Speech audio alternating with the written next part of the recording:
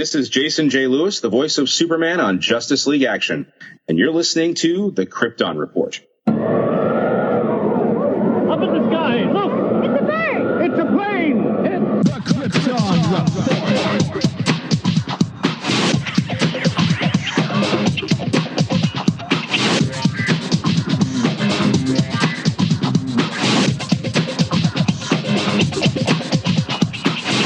Welcome to the Krypton Report podcast, presented by the Southgate Media Group. The All Things Kryptonian podcast, including Superman and Supergirl. We discuss games, movies, cartoons, TV shows, and comics. Krypton Report Pod can be found on Facebook, Twitter, Skype, YouTube, and Instagram. And if you want to drop us a line, send it to kryptonreportpod@gmail.com. We are on Patreon under Southgate Media Group. And our official merch page is tpublic.com. Search Krypton Report. Now on with the show. Welcome to the Krypton Report. We are going to talk about today, we're going to get kind of caught up. James and I have kind of been doing this thing where we've been doing 2 episodes of Supergirl back to back. Just trying it out. And before we get started, I do want to throw out a couple things real quick here. One, if you're looking for a new podcast to check out, The Last Sons of Krypton is a great podcast, or if you're looking for more Superman-filled action, it's fun to catch, it's fun to see, hear the guys talk. If you're also looking for more comic-oriented stuff, if you haven't checked out Capes and Lunatics, hosted by Phil, Charlie, and Lilith, you should do so. It's just a good time. So I just want to throw that out there for you at the start of the show as we get into things. And like I said, I've already ruined the surprise, but with me, as always, the other color of my Supermanness, Mr. James Cole. Welcome back, James. Hey, Tyler. Yeah, big surprise, right? Yeah, big surprise. I do have a sound clip that at some point from Jania I will incorporate in this episode. But she's busy, school, children, putting up with me. So, yeah, that's got to be a lot. It is. Did you vote on the Shield Awards? Oh, no, I have to get on there because I actually have to get on there and create an account because I know I tried voting or answering some questions on there once before, and I needed to create an account. But I was like, crap, I don't have time for this. I just did the questions to do them and submit them, and then I had to create an account, and I never got back to it. I got you. Because it's got some really good ones on there. Does it? Mm-hmm. Yeah, I'll have to check it out because I'm definitely interested in getting, being in that running for that, those calendars. I just like to voice my opinion on Superman. Go figure. No, I was saying no way. Maybe I should mention that the Shield Awards is sponsored by the Superman homepage. So go to supermanhomepage.com. There's a big icon. Check it out and vote. Back to our show. So we're going to jump in. Supergirl, Season 4, Episode 4. And I am going to try to pronounce this. And if I pronounce it wrong, that's okay because I screw up a lot. Ahisma? Ahima? Ahisma? Ahimsa. Ahimsa? I don't know. Yep, exactly. So I had an epiphany while watching this episode, okay? From a production point of view, this episode, okay, I know they're doing a lot of filming now, but you know how things are filmed out of order and all that's good jazz, this is the episode where you can have Supergirl in it, but not have Melissa, so that you could film and work on the crossover. Because all you'd have to do is so she's in that suit now, right? So all you have to do is have her stunt double in the suit. And then we do cutaway shots of her in the helmet, very Iron Man style. And that's just right. Melissa behind a green screen. Yeah. Well, I mean, Iron Man set the precedent for the heads up display. Exactly. Little movement inside the helmet and all that. So, I mean, don't change what's not broke, honestly. Right. But what I'm saying is like that. Just like last year when they did the Midvale episode, was a way of writing around Melissa and Skylar being on set for the crossover. Siler. So it's just that epiphany came to me. So I was watching this, but in this episode we get to meet somebody else, a character that's near and dear to James and Mai's heart. Do you know who I'm talking about, James? Got to meet Manchester Black. Yes, very, very near and dear since it was the first episode we ever did. Exactly. Now, since we're talking about Manchester real quick here, so he teams up with John Jones because he's Fiona's fiance, and he's never says that he's an alien. Okay? There's no mention he's an alien. So I find that kind of interesting. And we've yet to have anything that's going to give him superpowers or anything like that. But he can fight. He is smart and cunning. With the arsenal he picks up later, he must know how to use a variety of weapons. Right. So I just found it very, very interesting. I enjoyed his portrayal of Manchester Black, I'm definitely glad they kept him English, that they kept him British. But he has that swagger that was brought across in like Superman versus the Elite, where he's sure and confident of himself. He's the character. Like, I was not familiar with this actor's work or anything, but he's the character. To me, Manchester is supposed to represent something that opposes Supergirl or Superman's ideals. And I hope he's a character that stays around for at least a while in this season. He's not just like, 2 episodes gone or something. Like, I would be very disappointed because he really there's a reason why Whatever Happened to Truth, Justice, and the American Way is an important story. Mm-hmm. Yeah, it'll be interesting to see where he goes because, they didn't show any hint of powers. I mean, if he had the powers that he had there, he'd have just, he'd have taken down all the aliens, no matter the multiple man alien. He would have he'd have sent them all like against the walls with his powerful telekinetic abilities. Exactly. So I guess we should probably summarize this episode. We're all over the place, but that's cool. You know why? Because that's what we do. We got to keep it fresh. We can't let people get too comfortable. Then they'll know what's coming. Right. They'll be like, oh, it's just Tyler. And so basically, we know that Kara is in the suit. Lena and Brainiac come up with a solution to filter the kryptonite out of the air with nanites. So we have 2 aliens that are being controlled by Ben Lockwood that are going to cause problems. Yep, 2 aliens that were broken out of a DEO facility by another rogue agent who also stole the alien parasite.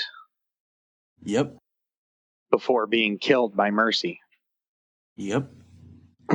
So, I guess we'll kind of start here.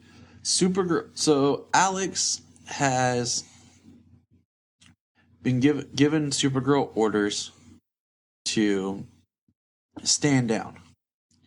Because if she does anything, it uses power from the suit that's filtering the kryptonite out of the air. Man. And filtering the radiation out of her body. Exactly. So she has her orders. Does she listen? Of course not. She's Supergirl. She's going to go fight and protect. But Ben Lockwood wants to use these aliens to attack places to show people how bad aliens are. To show what is going on. And to just drive home his point about fearing aliens. About fearing aliens. And I mean, okay, so I'm going to say this. And it's... wait, you know what? I'll save it for the next episode. But I think this episode... One thing I really liked about this episode, we're jumping all around, is James, not my co-host here, but Mr. Olsen, has to make a decision about being Guardian. And he acts as Guardian to protect people. And as much as I like Jimmy as Guardian in a way, because it makes sense for a character who's grown up idolizing his best friend and then had a very short romance that was kicked to the side with Supergirl, having these powers, it would make sense for him to want to do more. But it just kind of boggles my mind at the same time that we have all these DEO agents who are supposed to be like the best of the best, and they're like horribly trained and skilled, that James Olsen is like better than they are. Right. And his Guardian gear, which was designed by Wynn, who just kind of makes me wonder, why didn't he do this for the DEO people? Like, why don't like more DEO agents have more advanced tech? Like, I feel like each season and episode, Alex is becoming basically Black Widow. Like, from her outfit, like she wears like a super suit of herself now, compared to just being a regular DEO uniform. So, I mean, Alex is basically turning into Black Widow. I mean, they even have, like, she's got her own Black Widow costume. I mean, she looks like Black Widow from the first Avengers movie. Each season, they just keep making her more and more like that. Like assassin. And have you noticed how, like, they have her hairstyle? Like, this is Alex when she's at home. This is Alex when she's at work here. So, I mean, it's whatever. But so I also decided, since we couldn't figure out the name of this episode, is Ahimsa. It's a noun, and it's the principle of non-injury to living beings. So, there, we don't sound as dumb. But no, I mean, well, that sounds like a fitting title for the episode, though. Yeah, I mean, it's very interesting when you think about it. In this fact that the whole purpose of Supergirl, like, she can't hurt herself, and she's having problems with all this other stuff that she has to accomplish. And, you know, Manchester is just tearing people apart. He don't give a crap to protect Fiona. And Jean's really having, like, a big turn in this episode with trying to determine what it is that he wants to do. Because, as we know, like, he's trying to be very passive. And it's not really working in a lot of ways for him. Yeah, he's getting frustrated. But I'll tell you one thing. I'm kind of disappointed in Brainy. I'm not finding him as enjoyable or interesting as I thought I would. I don't know how you're feeling about it, but I mean, it's, you know, the interesting part of him this episode was his interaction with Lena. You know, him actually having emotions when he can't figure out the problem. You know, like she may think that he is more of a machine, like an android or something, where he's more biologically based. But their interaction as they're trying to figure out the problem is pretty good. Or no, that was this episode. The little boxes box up the emotions and stuff. And pushing it down. And yeah. like, what? How do I do? What do I do? Right. Well, him coming from the future where aliens are accepted, for the most part, where the anti-alien movement is actually very small. It's a radical group at that point. He has more time to just be his analytical self, as opposed to when he comes back to this time where the emotions, the gamut of emotions that he's gonna confront with the different with all the hate and stuff, just developing the character from time to time. I mean, most of the time I've enjoyed seeing Brainy this season. This episode, he didn't have a whole lot to do, and that was the best scene he had in this episode, was his interaction with Lena. And I agree. And I agree completely here. And I guess, okay, so skipping to the end, we get, I think the biggest stuff about this episode that happens at the end. We get basically the aliens controlled by Otis and Mercy are attacking a theme park, amusement park, like little carnival. And the DEO and Supergirl show up. She's in her costume fighting. And we see basically Jimmy decides he's going to go out there and help his guardian. And he goes to help the people as Guardian. Not as Guardian, but as Space Guardian. And, wrong universe. Yeah. And this is important because it's going to play a big part in the next episode, especially. And the shocking thing to me is, did they kill Otis and Mercy? It certainly seemed like they could have. I mean, she took a couple of them spikes to the chest, and Otis's was right through the back. But yeah, I thought they would kill Otis and Mercy would live, but they just seriously, is she dead? I'm hoping that she comes back, because I'm really they're just we're in episode 4, and she's gone.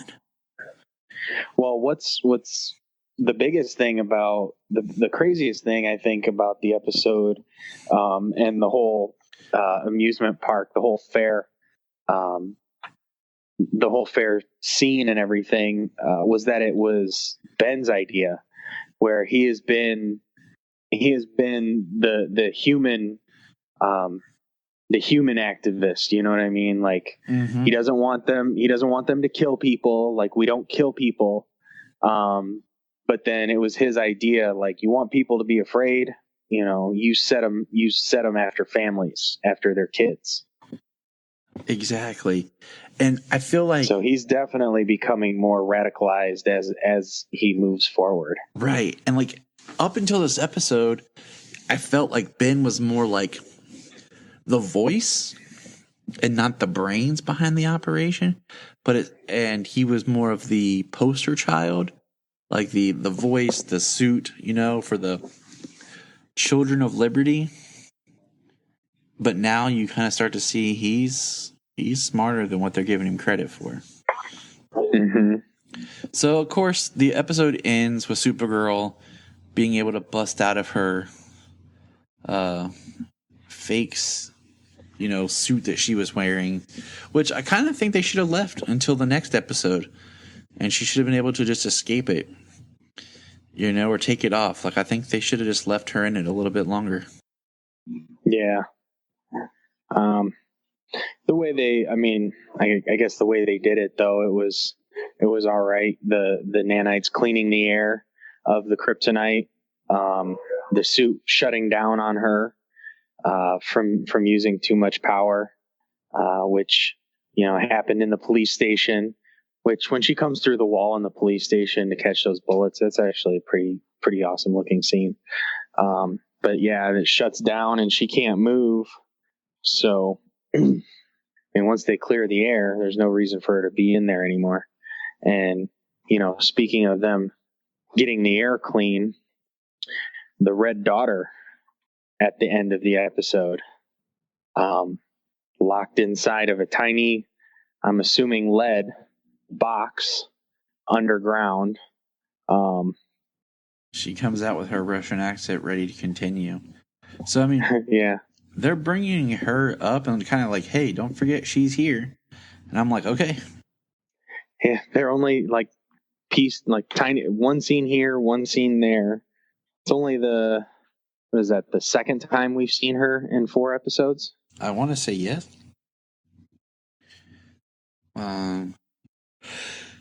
But what was your overall thinking of?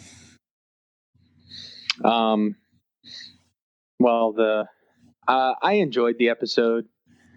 The overall story, them trying to, and I like Alex's speech at the end of the fair before Otis and Mercy were killed. That they're,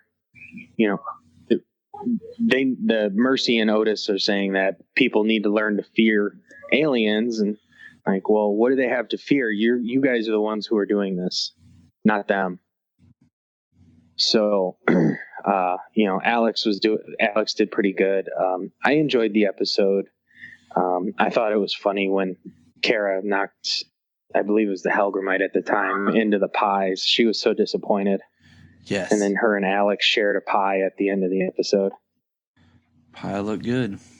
It looked really good. Same. Not as good as Man of Steel, the episode before it, kind of dipped down a little bit. But Alex certainly stepped up this episode, being the director, all the problems landing on her shoulders. Let me ask you, what did you think about the president? Did he look like something's going on? Because he was very mad about what was going on, and then all of a sudden, when the military woman leaned down to talk to him, like, his entire demeanor changed. Yeah, really fast. I'm curious about. Is there something else going on? I feel like there is, and I guess we can segue with that. And we'll segue.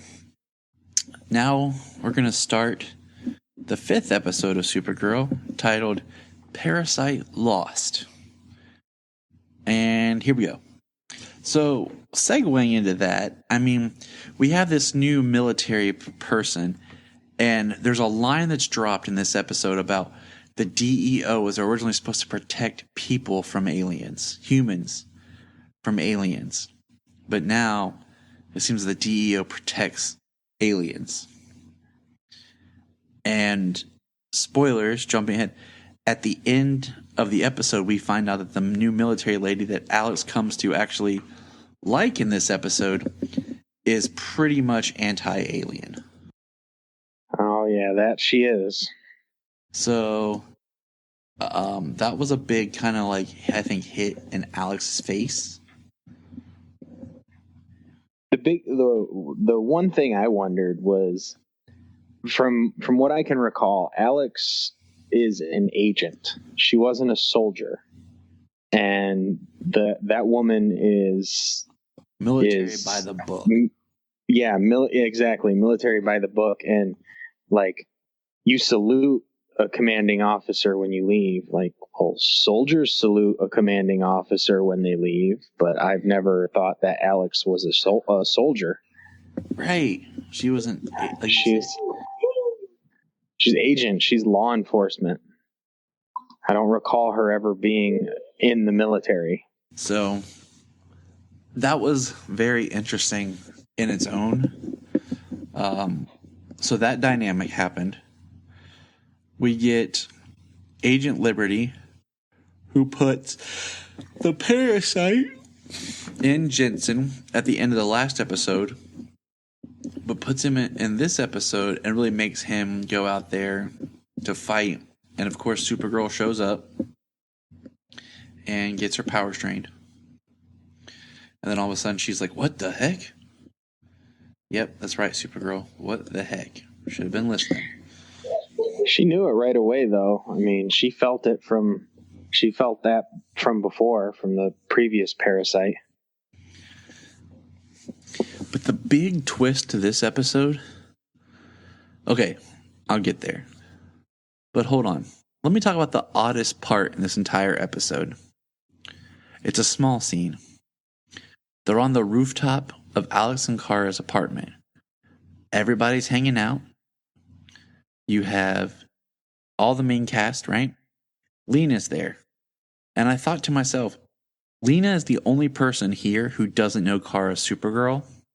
And the way everyone's kind of talking and being like, how easy would it have been to slip up or something to happen. You know, it was very like relaxed environment. And she's like introducing like, you know, John and everything like this and talking, and then Nina shows up. But it's just kind of odd that everybody knows that she's Supergirl but Lena. Yeah. That was a funny scene. Brainy with his 12 mojitos. Yes. And how fast he can metabolize alcohol. Yeah. And then his interaction with Neo when she shows up, and he rattles off who she is and where she lives and what she does, and yeah, that wasn't as stalkerish as it came out to be. He's like, you told me to find you, not contact you. Yeah. Which is, I mean, it's funny. It works. I don't know. I miss Win. I'm gonna say it, like, I miss Win. He was. Yeah, Brainy is no Win. You know, he's no. What's Jeremy Jordan? Yes. Is that his name? Yes. Like Jeremy Jordan had heart and depth, and Win had, you know, power to his character, and Brainy just, I don't know. I'm just not feeling it yet. Well, he was. I mean, he started off really good. I still think the actor is doing a good job with what he's given. I just think they've given him less the last couple of episodes, last few episodes rather, 3, 4, and 5, because 3 was focused all on Ben, and 4 he was just, you know, he was relegated to being the problem solver. Sure. And you know, he definitely had a lot more to do in the first 2 episodes, and then it's come down. He just hasn't been given enough to do. Sometimes they just give him the analytical stuff to do, and that's all he does in an episode. There was more friendship and more heart to Win because he had relationships with the characters. It's true. This is very true. I've enjoyed what the actor doing Brainy has done for the most part, and I hope they give him more because he does do well with what he's given. But I think he should be given more. I agree. I'm looking at some photos from the episode of when Parasite grabs Supergirl and how her face like wilts and changes. I do think it's interesting. Okay, this is an Arrowverse show, that Supergirl's costume hasn't changed yet. Like, The Flash has gotten like a costume change almost every season, and Arrow has gotten some sort of costume modification in most every season. But Supergirl has had the same costume since the beginning. We also have a side story in this episode that I found interesting, was about an alien healer who healed aliens. wanted to heal humans but was unable to. And we find out that he has a daughter, and the mother kept him from meeting his daughter. And it was just interesting because here the time is you think the alien's bad, but it's the human who's actually part of the Children of Liberty. Mm-hmm. Yeah, that was pretty messed up the way she taught her daughter to believe that her father was a terrible being, a terrible person, when she was the one like manipulating that just because she got her heart broken. Yes. And it was pretty messed up because the father wanted to meet his daughter. But yeah, all the letters and it was kind of interesting though how they, whatever that gem was, allowed Parasite to retain the abilities that he took.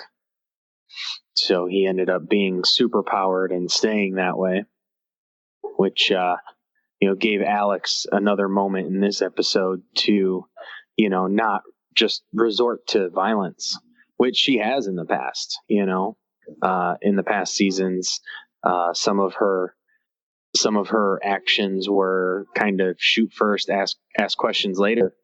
Not in a bad way, but that was her go-to. But now she's thinking more, and the military officer, her superior, is giving her orders to fire on Parasite to destroy him, which will literally kill everybody in the vicinity, civilians and all. She's okay with this collateral damage, but Alex isn't. Which makes it very interesting. But the most interesting part to me was Ben Lockwood, who basically spins. So Jimmy, gets invited to this mayor's thing, and him and Lena are talking to someone, and we start to find out that more people who are in higher upper class are anti-alien than what they thought. And Ben Lockwood basically spinning James as Guardian as if he is like the hero of the Sons of Liberty, as a human that stands up to the aliens. And they use that battle from the last episode where he was fighting against those aliens that were attacking people as means to promote James as a defender of humans against aliens. And to me, that was the most interesting point, because here he is trying to do something he sees as good, but it's now been corrupted. So the image of him as Guardian is now being looked at as pro-human and anti-alien. Yeah. And him voicing out, like when the battle is going down, voicing out, trying to push Jimmy into that role, Exactly. But all right, so closing thoughts on this episode. The Parasite was pretty good. He the way that he wilted everybody when he took their powers, when he took their life force, drying them up to just husk bodies, that was pretty interesting. And it was, I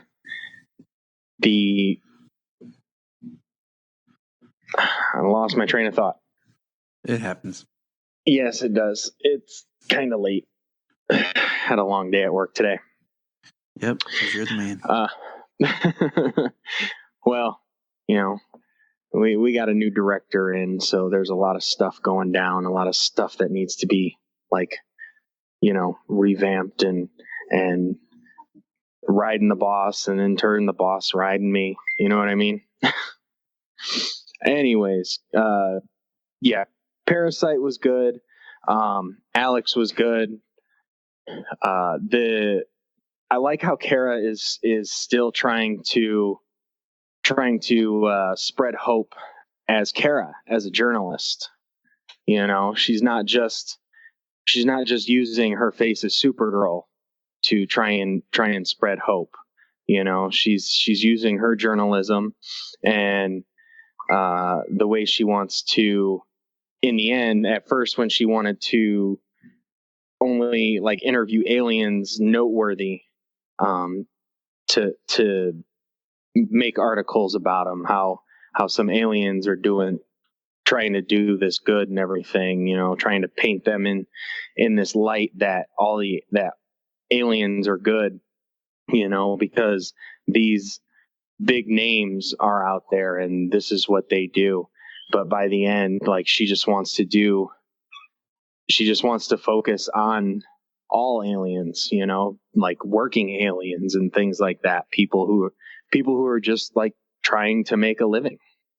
See, and that kind of goes back to the one thing I was going to say that Ben Lockwood said that is true and can be taken in and out of context is the fact, he says, the past 3 biggest events of destruction have all been alien to the city. Mm-hmm. And looking at that through that lens, you can see, like, yeah, he's right. Like, you know, aliens have come and caused problems, but it's just like anything else. There's also aliens that are doing good, but it's however you want to spin it. Right.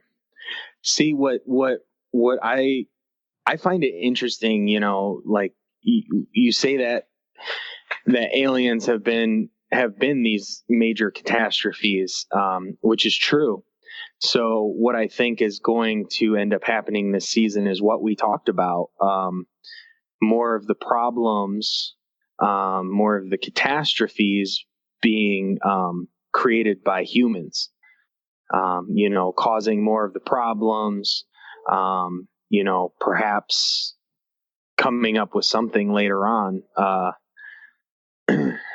I mean, I can't venture to guess Right. what kind of problems they could cause, but I mean, we know as we've spoken about Manchester Black and the issues and the violence that humans are capable of. And right now, so I think that will certainly is human.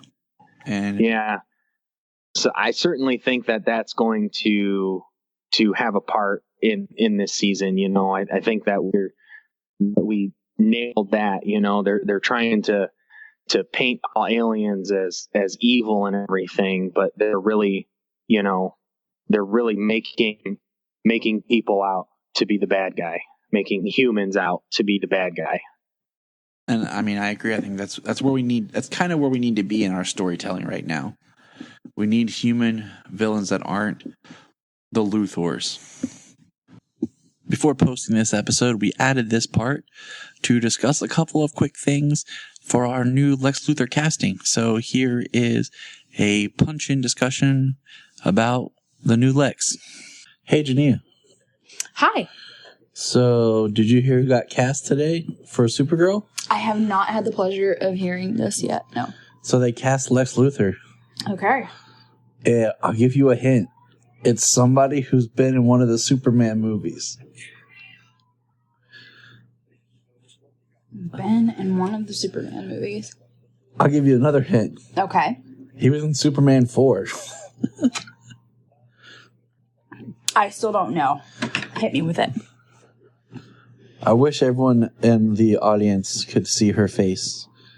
So, you're familiar with this actor. It's John Cryer. As in Ducky from 16 Candles. Okay. As in Lex Luthor's nephew Lenny in Superman 4. Okay. As in 2.5 Men. As in the guy who played the banker in The Ranch. Why? That's the question that we're all asking today, Jania.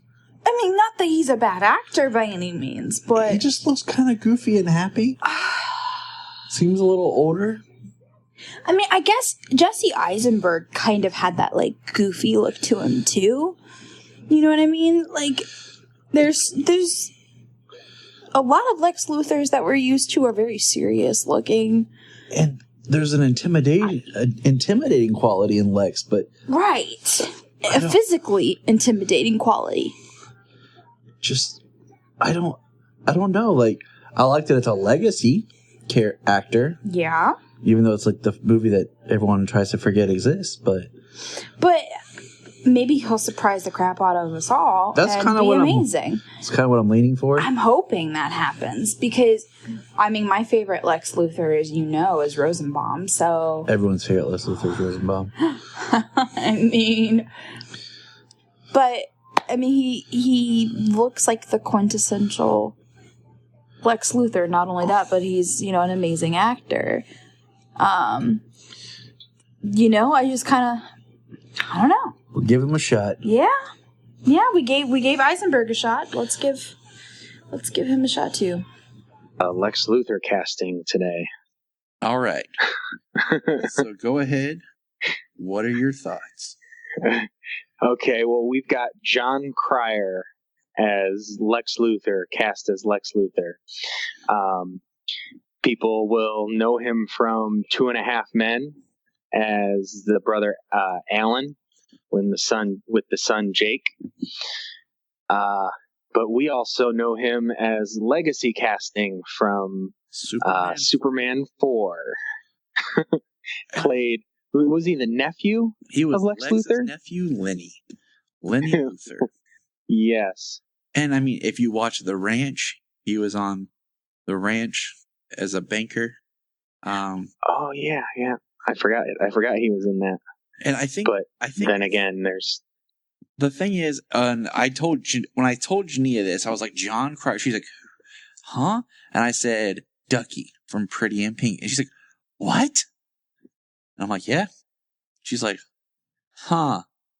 And I think, not that I don't think he's a good actor. I mean, he does look older. Okay. And I guess that kind of plays in line with things. But I think my biggest issue is I've never seen him in anything other than comedy. He has a very comedic face in general, but I think the Luthor the Lex we're going to meet, is a different Lex compared to, say, Rosenbaum's Luthor, where, he wasn't always a bad guy. Like, he had a journey to go on. And also, like, we got to see him as a different kind of person before he became basically the darker character. And Rosenbaum's a very comedic person as well. So, I don't know. I'm going to give him a shot. Well, impress me, John Cryer. Yeah, exactly. Give us something to see. Give us another Lex, because he's going to be...